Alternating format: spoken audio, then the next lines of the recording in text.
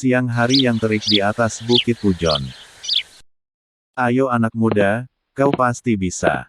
Gunakan otot-otot kuatmu itu, kata si kakek saat Damar mulai menaiki beberapa anak tangga. Damar hanya mengangguk, keringat yang bercucuran sudah cukup mewakili semua usahanya. Semangat Mar, kau pasti bisa, kata Parwan menimpali. Damar hanya meliriknya dengan tatapan kesal karena Parwan hanya bisa mengoceh saja tanpa ada kontribusi yang nyata.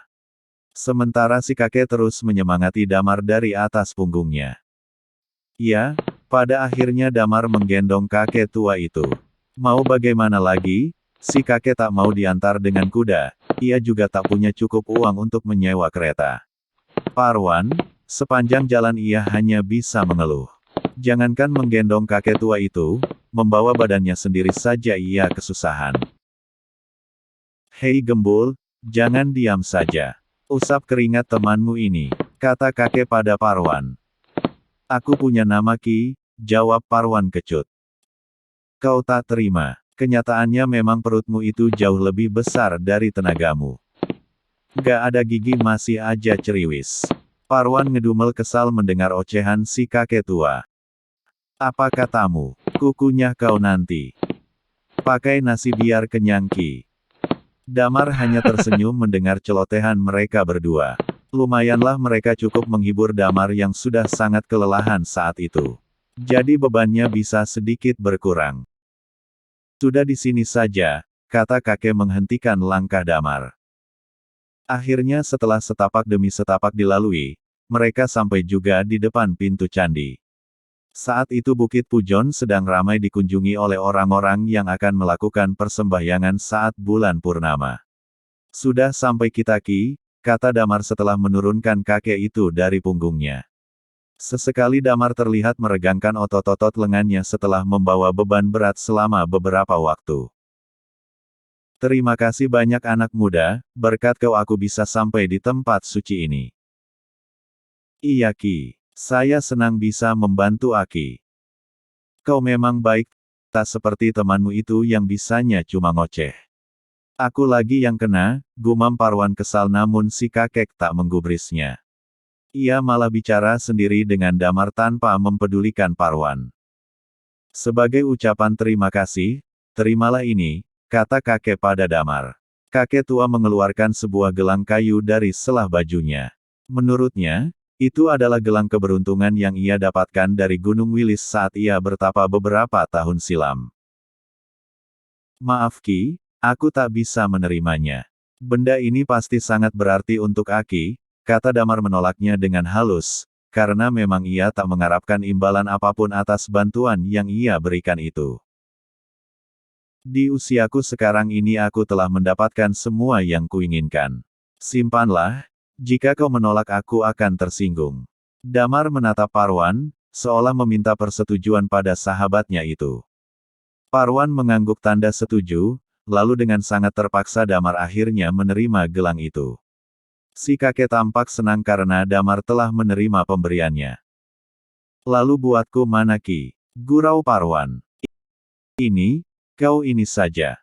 Kakek memberinya sebuah kain kecil. Apa ini Ki? Simpan saja, suatu saat itu akan berguna untukmu. Ah tidak perlu Ki, aku hanya bercanda. Aku juga bercanda, hanya selembar kain apa hebatnya. Parwan pura-pura tertawa, padahal hatinya dongkol dipermainkan si kakek. Baiklah Ki, kalau begitu kami pamit, kata Damar.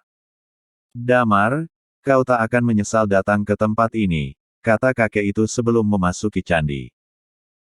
Tunggu Ki. Damar berusaha menghentikan kakek itu, namun ia begitu cepat menghilang di antara keramaian.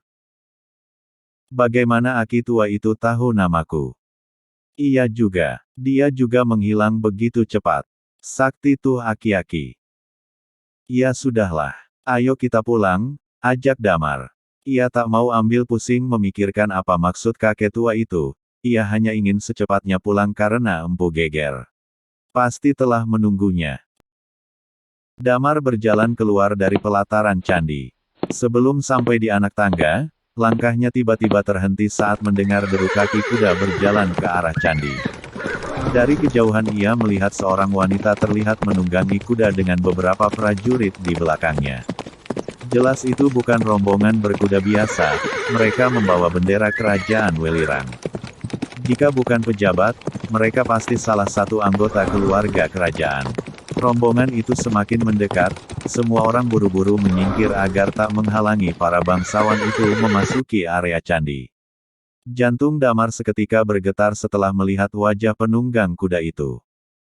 Putri, Putri Sekar Ayu, kata Parwan terbelalak sambil menarik-narik lengan Damar.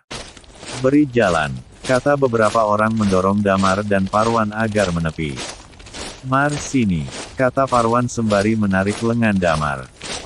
Waktu seolah berhenti, keriuhan warga yang sedang bergembira menyambut kedatangan sang putri tak lagi terdengar.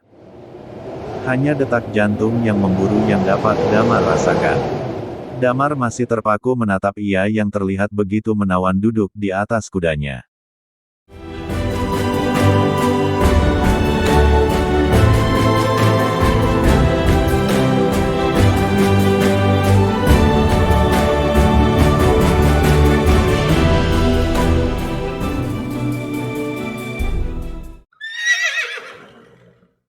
Tak perlu, aku bisa turun sendiri, kata Putri Sekar Ayu saat seorang prajurit hendak membungkuk untuk dijadikan pijakan kaki sang putri saat turun dari kudanya.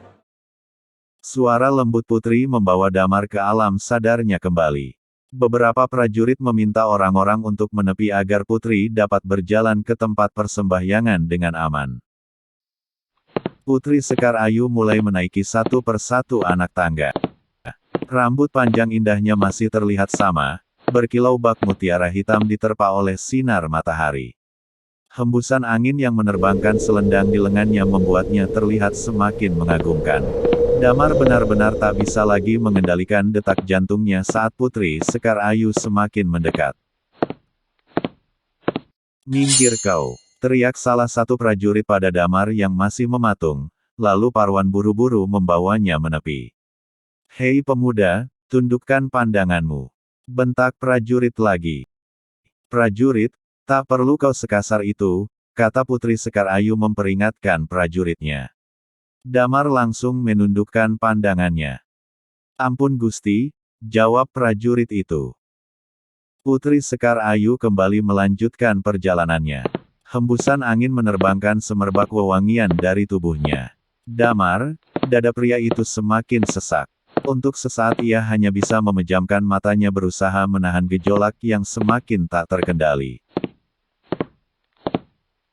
"Tunggu Putri!" teriak seseorang, seketika pandangan semua orang tertuju padanya.